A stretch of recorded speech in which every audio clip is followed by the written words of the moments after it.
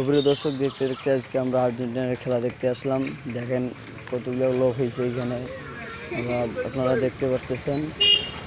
এই যে মামু আমার জিজ্ঞেস করেছেন, সেখানে প্রতিটা দর্শক আছে, খেলা দেখতেছে, টিভি দেখছে খেলা।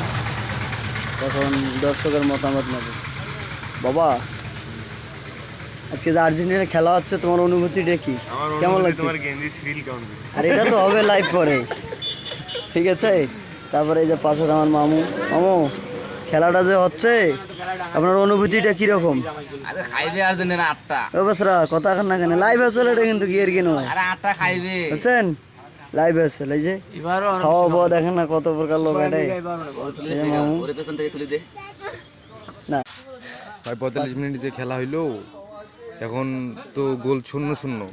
এখন তোমার আশা কি?